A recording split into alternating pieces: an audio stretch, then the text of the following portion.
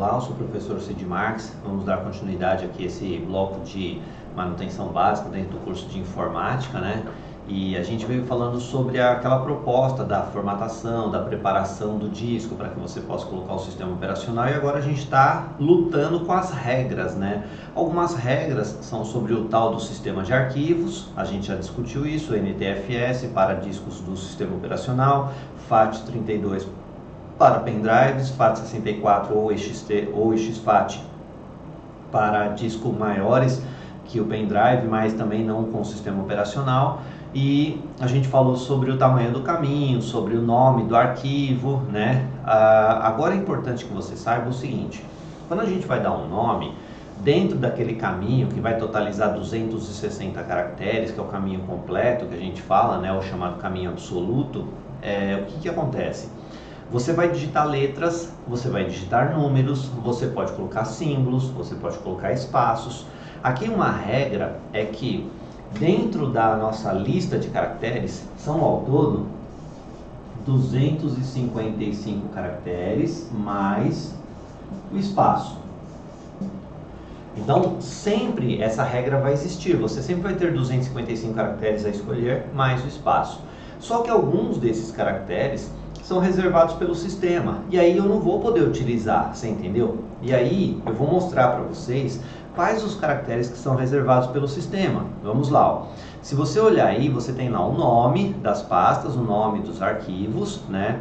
E aí os caracteres proibidos. Aqui não é tão difícil de você lembrar, porque veja só, alguns caracteres, eles fazem parte, inclusive, disso daqui, ó. Lembra que quando você viu esse chamado ambiente shell, esse ambiente shell, ele tem uma preparação numa linha de comandos, ou seja, ele começa lá, C, dois pontos, barra invertida, nome da pasta, barra invertida, nome da subpasta e o sinal de maior para indicar que ele está pronto para começar a trabalhar, tá certo?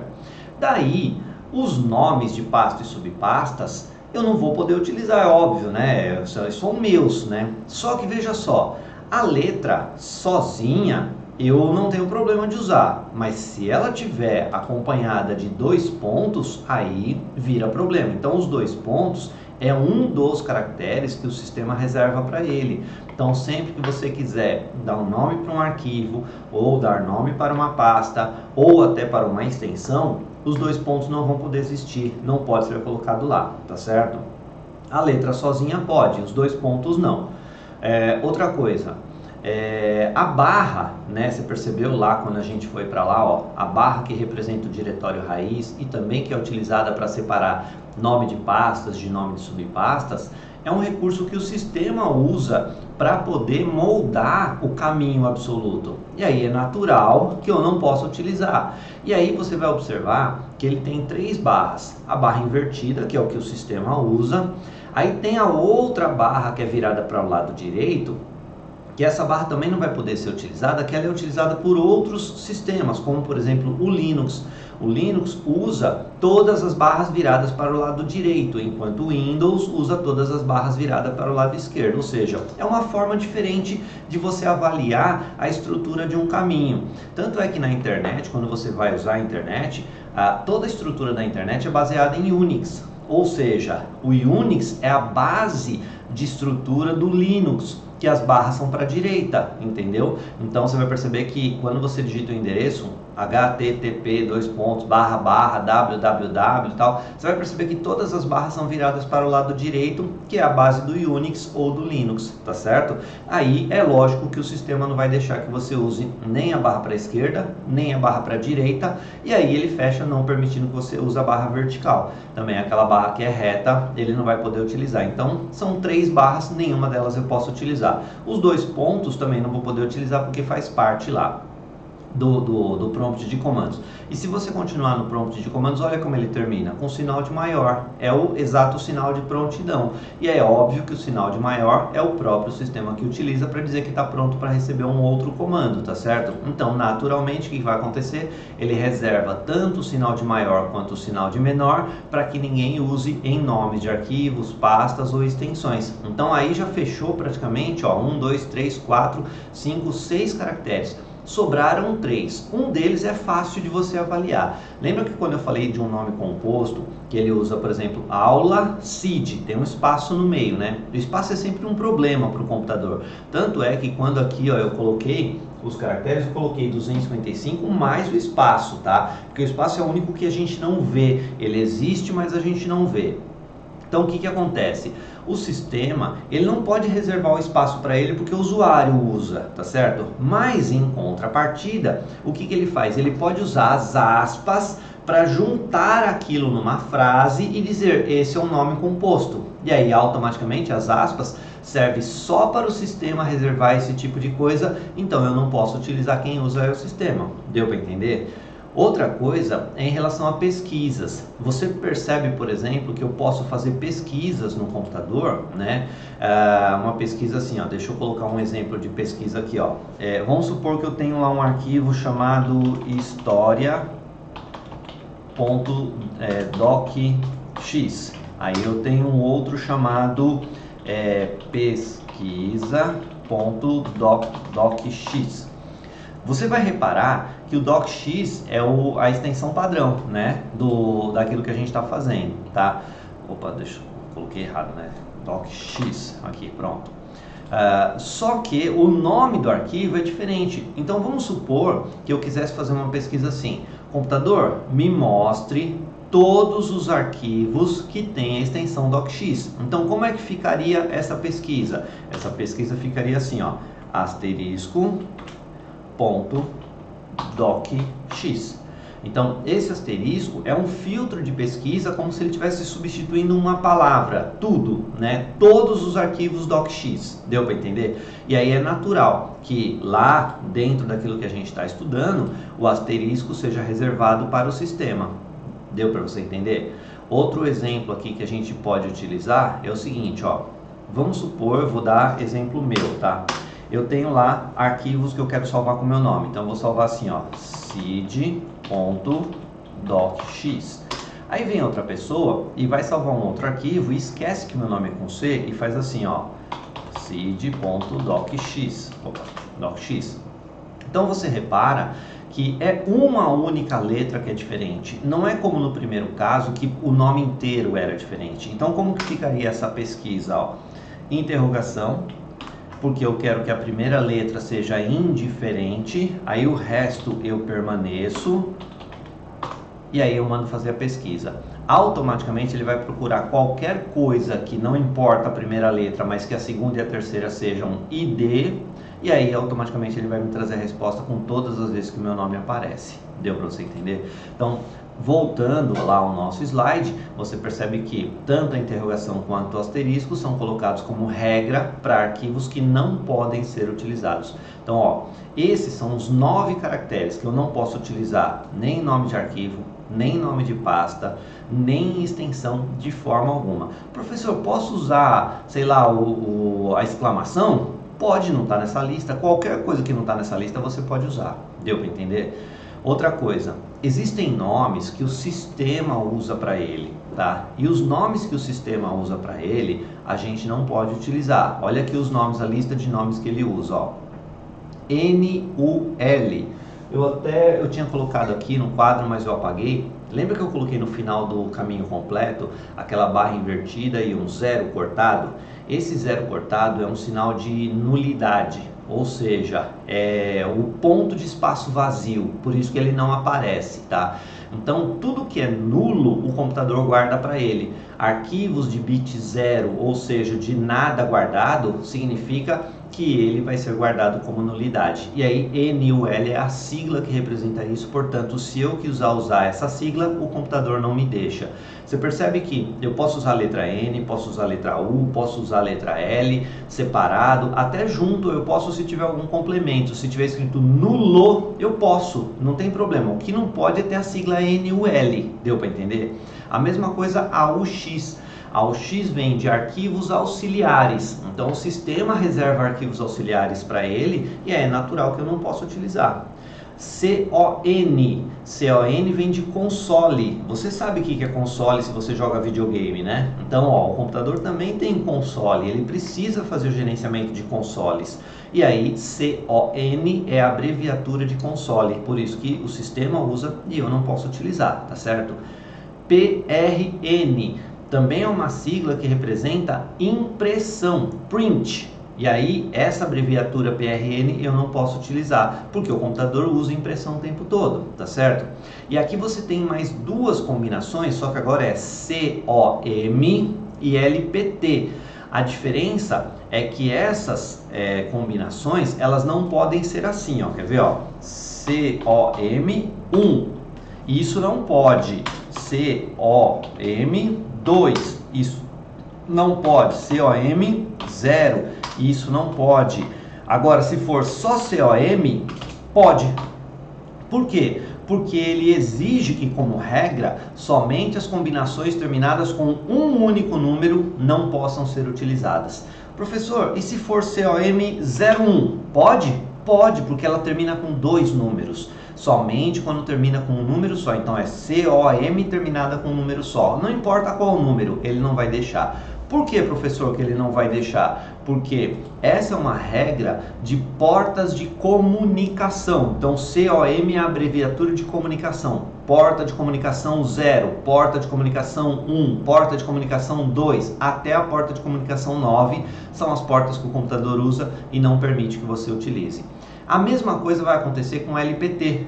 LPT é uma abreviatura que vem de porta de impressora. Então, ó, LPT 0 não pode, LPT 1 não pode, LPT 2 não pode, ou seja, qualquer combinação de LPT acompanhada de um único número não pode utilizar. Professor, e se eu digitar ali só LPT, pode? Pode, porque não tem número no final. E se eu tiver LPT01, pode? Pode. Por quê? Porque ele termina com dois números, só não pode acompanhar de um número só.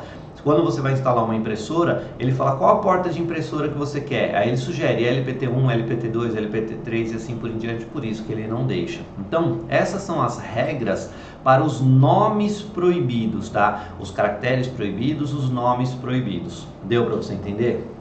Então, essa regrinha aqui a gente tem que resguardar para poder utilizar. Agora, eu quero que você observe, deixa eu abrir aqui, ó. Eu abri esse daqui é um editorzinho de texto do Windows, o bloco de notas, tá? E aí eu quero, por exemplo, criar um arquivo. Aí eu vou digitar algumas informações aqui, ó. Por exemplo, eu vou digitar Cid, meu nome mesmo, tá? Então, é um editor de texto simples, eu vou salvar, então eu vou lá, arquivo, salvar como, você conhece, você nem vê todas as telas aí do salvar como, mas sempre que você visualizar, você vai acompanhando, tá?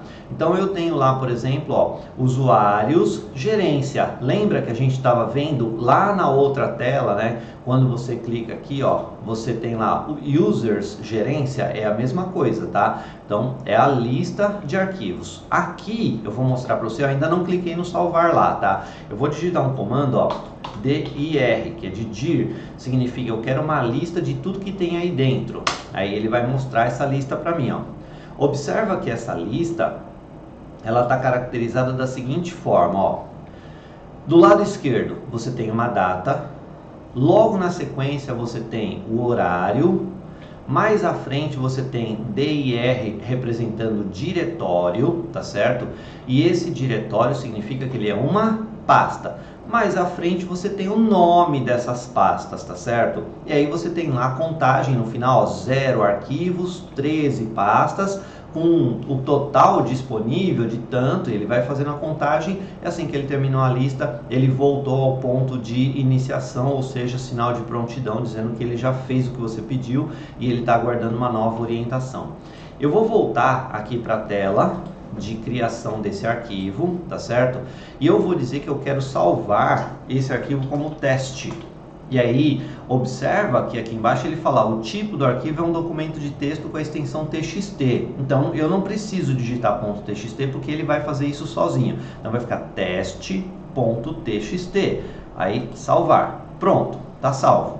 Aí eu vou lá naquela tela e lembra que ele já tinha essa lista na mão, tá certo? E eu vou ter que refazer essa lista usando o mesmo comando, ó, dir Aí ele faz a lista novamente. Observa que ele manteve a lista de diretórios, ele tinha 13 pastas e um arquivo. Agora ele tinha 13 pastas e 0 arquivos, né? Agora ele tem 13 pastas e um arquivo. E esse arquivo, ele tem o total de conteúdo de 3 bytes. O que significa isso? Lembra que lá no começo do nosso curso eu falei para vocês que o menor elemento de unidade de informação do computador é 1 bit, não é assim?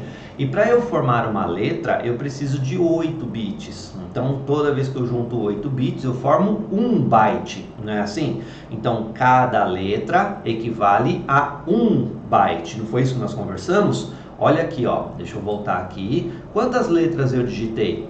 3 letras, não foi? Então, se cada letra é 1 byte, qual é a lógica do tamanho desse arquivo? 3 bytes.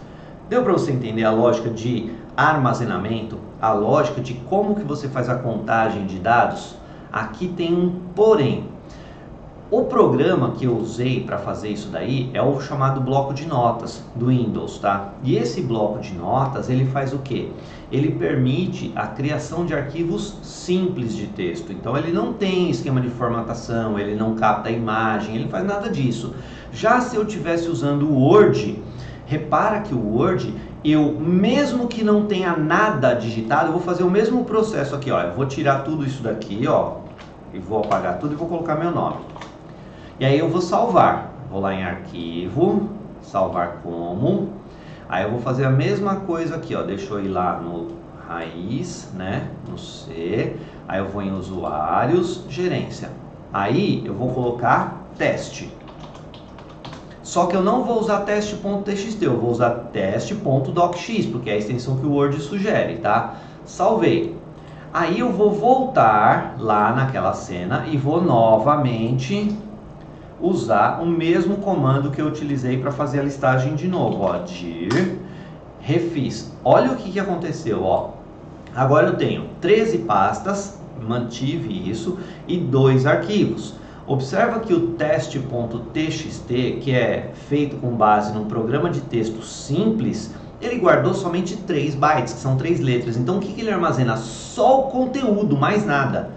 Já o Word, eu fiz a mesma digitação, digitei o meu nome, só que olha quanto que ele guardou, 12.748 bytes. Por quê? Porque o Word não guarda só conteúdo. O Word, ele guarda conteúdo e também estrutura. Ele guarda tamanho de página, formatação de margem, tipo de letra, se é formatado com negrito, itálico, sublinhado, ou seja, todo aquele aparato todo que o Word tem, ele junta para poder salvar, para que quando você for abrir, essa é a lógica da extensão do arquivo, você entendeu? Quando você for abrir, ele não abre só o conteúdo, ele abre toda a estrutura junto. Então essa estrutura tem que ocupar um espaço, por isso que ele ficou desse tamanho. Então, arquivos criados a partir de programas em IGA, que foi o que a gente falou lá no início sobre o interface gráfica amigável, que é o ambiente gráfico, ele não guarda só conteúdo, ele guarda toda a estrutura, e você viu o tamanho do arquivo, não viu? Agora, se você usa um programa simples, aí sim ele guarda só o conteúdo e o arquivo fica de espaço reduzido. Deu para você entender? Essa seria uma lógica para a gente trabalhar, tá? Outra coisa que a gente tem que visualizar aqui, aí eu vou precisar criar uma nova cena, tá? Deixa eu ver aqui, antes de criar, só para eu não ter trabalho. Então deixa eu só colocar aqui. Cadê? Usuários, gerência. Pronto. Então eu tenho aqui, deixa eu só voltar para cá, porque agora eu vou criar uma cena. E vou criar uma janela. Pronto. Então, o que você está visualizando aí, ó? Você percebeu que eu vou e volto, né? Para que você possa estar visualizando de maneira mais prática. Eu vou fazer uma mudança de tela, ó. A tela que eu coloquei aqui é o gerenciamento de arquivos no computador feito através do ambiente Shell, tá certo? E aqui é o gerenciamento de arquivos feitos no computador feito através do IGA, que é o Windows Explorer do Windows, tá certo? Então você tem aí duas formas de gerenciamento possíveis, tá? Aquela feita pelo Shell e essa feita pelo Windows. Então olha o que você tem aqui, ó. você tem o teste, os dois arquivos. Repara que ele não mostra extensão, mas ele mostra o desenho que está ao lado, tá? Então, para que a gente possa fazer esse gerenciamento, deixa eu só fazer uma modificação aqui, ó. Eu vou vir aqui em organizar, eu não sei se você vai conseguir visualizar isso, tá? Mas eu estou clicando ali do lado esquerdo, organizar, aí eu venho aqui, ó, opções de pasta, e aí modo de exibição. Quando eu chego aqui, deixa eu só ver se você está conseguindo ver essa tela, não, né? Deixa eu só criar aqui uma nova fonte para que você possa ver, isso vai ser importante. Então, vamos lá, ótimo, pronto, agora você está vendo o que eu quero, tá? Então essa é a janela que eu fui, então eu cliquei ali do lado esquerdo, organizar, tá certo? Depois que eu cliquei em organizar, aí eu fui em opções da pasta e agora eu cliquei em modo de exibição. Aí você está vendo que tem uma lista de coisas que podem ser modificadas, ou seja, a forma de eu exibir esses arquivos. Aí aqui ele tem uma opção, quer ver, ó, deixa eu ver se eu acho aqui, pegar meu óculos, porque senão eu vou ter dificuldade de enxergar.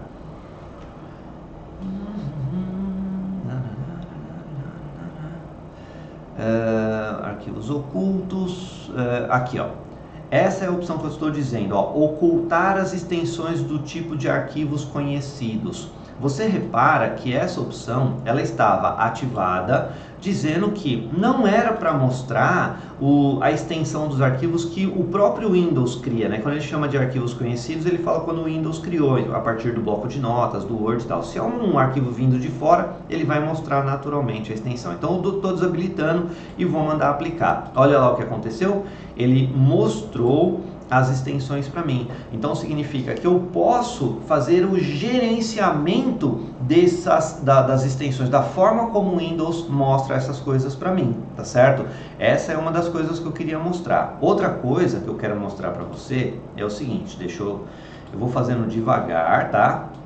Porque eu quero que você visualize. Então vamos lá. Cliquei no arquivo teste.txt. Olha lá embaixo, na parte de baixo, ele me mostra aquilo que a gente chama de propriedades. Então ele me mostra o nome do arquivo, ele mostra a data da última modificação e o horário, tá certo? Data da criação, repara que ele tem duas datas, a data de modificação de criação, apesar de ter sido feito e modificado no mesmo horário, mas é possível que ele guarde a data da modificação e mantenha a data da criação, tá? Ele fala que é um documento de texto vinculado ao bloco de notas e que o tamanho dele é de 3 bytes. Olha lá em cima que no final da linha ele mostra em tamanho em forma de kbytes, kilobytes, ou seja, qualquer tamanho até 1 kilobyte ele mostra como se fosse 1 kilobyte, mas na prática ele não tem tudo isso, ele tem 3 bytes, tá certo? Então ele pode ir até 1024 bytes, para poder fazer a modificação para 2 kilobytes. Até então ele vai sempre manter dessa forma, tá? Outra coisa que eu quero mostrar para vocês, então vamos lá. Lembra que eu vou fazendo no passo a passo, porque eu quero bem devagar, ó. Eu fui e cliquei com o botão direito do mouse sobre o arquivo teste.txt e fui clicar em propriedades. Deixa eu ver se você está conseguindo ver essa tela, tá? Assim, ó. Então é essa tela que eu queria que você visse. Então eu fui lá em teste.txt, cliquei com o botão direito do mouse e fui na opção propriedades. O que ele está me mostrando? As mesmas informações que eu tenho lá embaixo, só que ele tem uma informação mais completa. Então ele mostra qual é o nome do arquivo, primeira informação lá em cima, teste.txt. Depois, qual é o tipo? Observa que tipo lá embaixo já tinha, né? Documento de texto.txt. Só que ali ele fala para mim, inclusive, qual é o programa que está vinculado a essa extensão dentro do Windows. Então ele está falando, olha, todos os arquivos TXT vão ser abertos pelo bloco de notas. E se eu quiser alterar, do lado direito tem um botão alterar, eu posso escolher, por exemplo, ele abrir pelo Word, tá certo? Então é possível. Depois ele fala do local. O local é aquele caminho absoluto que nós conversamos, ó, c:/users/gerência, somando, colocando mais uma barra aqui no final e somando o nome do arquivo, teste.txt, aí sim fica o caminho absoluto. Aí ele mostra o tamanho, né? O tamanho dele, né? Da quantidade de informação. Inclusive ele mostra o tamanho que ele ocupa no disco. Repara que mesmo sendo de 3 bytes, ele ocupou 4 kilobytes no disco. Porque ele foi espalhado de tal forma que ele foi ocupando um monte de espaçozinho, então mesmo sendo um arquivo pequeno, ele ocupou um espaço bem grande no disco. E aí são 3 datas e não 2, tá? a data de criação, a data da modificação e a data que ele foi acessado sem ser modificado. Deu para entender? São 3 datas. E aí vem os chamados atributos. Lembra do NTFS? O NTFS, ele gera recursos de segurança. Então, os recursos de segurança são os atributos. Então, eu posso atribuir somente leitura, ou seja, um arquivo que a pessoa pode ler, mas não pode alterar. Eu posso atribuir oculto, ou seja, um arquivo que não vai ser exibido ali naquela lista de arquivos que a gente estava falando, tá certo? Ou eu posso clicar ali no chamado avançado. Então, deixa eu ver se eu consigo clicar aqui no avançado. Vamos ver se você consegue visualizar. Não está visualizando, eu crio mais uma telinha aqui para facilitar para você. Ótimo, pronto, ó, cliquei no avançado. Você percebeu que eu vou fazendo, porque o programa que eu estou usando para capturar a tela, ele não captura tudo, né? Então eu tenho que ir fazendo passo a passo para que você vá visualizando, mas é só você clicar ali no avançado que ele vai mostrar essa tela ali para você.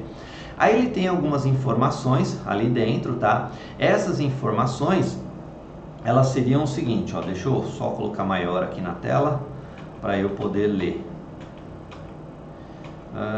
Não vou conseguir ler aqui para você, eu vou deixar aqui mesmo, vamos lá. Primeiro, lá embaixo ele tem a opção compactar o conteúdo para economizar espaço no disco. Lembra quando a gente viu a característica do NTFS, que era possível a gente fazer a compactação? Então, você fala, é possível fazer, mas como faz? Através das propriedades do arquivo. Então, você vai lá e manda compactar, tá certo? Outra coisa aqui, ó, é possível você criptografar o conteúdo para proteger os dados. Então, você pode pegar esse arquivo e colocar uma senha nele e criptografar de tal forma que ninguém consiga ler sem a senha, tá certo? Lá em cima você ainda tem 2 atributos avançados, né? Um deles é, o arquivo está pronto para ser arquivado. O que isso significa? Significa que eu posso fazer cópias de segurança desse arquivo, chamados backups. E aí o próprio sistema administra quando, como foi feito esses backups, tá? E o último lá em cima, ó, permitir que o conteúdo desse arquivo seja indexado junto com as propriedades. E o que significa isso? Significa dizer que se eu não quiser lembrar o nome do arquivo, basta lembrar o conteúdo que tem dentro dele. Isso tudo fica guardado dentro do arquivo, tá certo? Isso tudo faz com que a gente possa administrar os arquivos. Então, o grande segredo do sistema Windows é a administração de arquivos. E aí você percebeu que eu posso administrar tanto por aqui no sistema Shell, no prompt de comandos, quanto por aqui, lá no Windows Explorer, tá certo? A gente não vai ter aula de Windows aqui, não é esse o objetivo, você vai ter aula de Windows, talvez você já tenha tido, né? Mas o objetivo é que você perceba que para que você administre o sistema, para que você consiga reorganizar o sistema, você precisa conhecer a estrutura de manipulação de arquivos para que você possa chegar ao seu resultado final, tá certo? Com isso eu vou encerrando esse bloco aqui, mas a gente volta depois para continuar falando dessa parte de administração do sistema, como que eu configuro ele para que eu possa manipular as minhas informações de forma adequada, tá bom? A gente se vê por aí lá no próximo bloco, tá bom? Até a próxima!